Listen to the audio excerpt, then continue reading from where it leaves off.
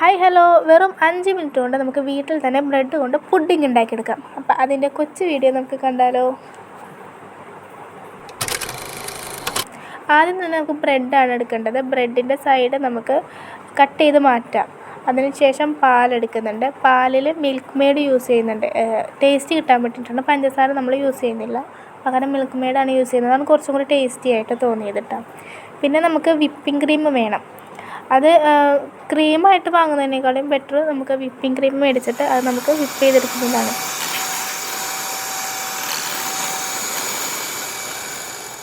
അപ്പോൾ നമ്മുടെ ക്രീമും വേണ്ടി വന്നിട്ടുണ്ട്. 1 കപ്പ് വിപ്പിംഗ് ക്രീം എടുത്തു കഴിഞ്ഞാൽ നമുക്ക് ഒരു 3-4 കപ്പോളം ക്രീം നമുക്ക് റെഡിയായിട്ട് കിട്ടട്ടെ. അപ്പോൾ ക്രീമും പിന്നെ നമുക്ക് വേണ്ടത് ബദാം, കപ്പലണ്ടി, കശുവണ്ടി ഇതൊക്കെ പൊടിച്ചതാണ്. നമുക്ക് വേറെ എന്തെങ്കിലുമൊക്കെ നട്ട്സൊക്കെ ആഡ് ചെയ്ത് കൊടുക്കണമെങ്കിൽ നമുക്ക് ഇതിനകത്ത് ആഡ് ചെയ്ത് കൊടുക്കാം. ഞങ്ങളുടെ അടുത്ത് അത്ര ഉണ്ടായിരുന്നുള്ളൂ, അതാണ് ഞങ്ങൾ ആഡ് ചെയ്ത് കൊടുത്തത്.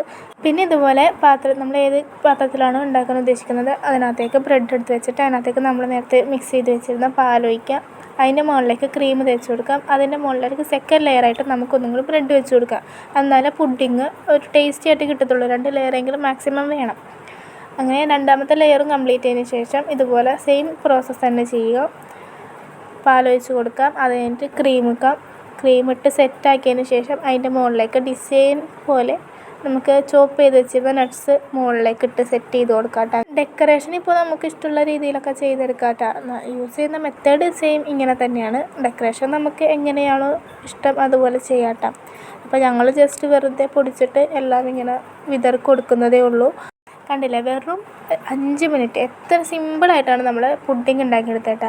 നമുക്കിതൊരു 10 മിനിറ്റ് ഫ്രിഡ്ജിൽ വെക്കണം. കാരണം പാലും ബ്രെഡും കൂടി ഒന്ന് സെറ്റായിട്ട് വരണം. ഒരു 10 മിനിറ്റ് ഫ്രിഡ്ജിലും കൂടി വെച്ച് കഴിഞ്ഞാൽ സാധനം സെറ്റായിട്ട് നമുക്ക് കിട്ടും കേട്ടോ. പേഴ്സണലി എനിക്ക് ഭയങ്കരമായിട്ട് ഇഷ്ടമായി, ഒത്തിരി ഇഷ്ടമായി. നിങ്ങൾ ട്രൈ ചെയ്ത് നോക്കിയിട്ട് റിസൾട്ട് കമൻറ്റ് ബോക്സിൽ ഇടണം. അപ്പോൾ വീഡിയോ ഇത്രയേ ഉള്ളൂ. ഇഷ്ടപ്പെട്ട സപ്പോർട്ട് ചെയ്യണം. അടുത്ത വീഡിയോ ആയിട്ട് വരുന്നത് വരെ ബൈ.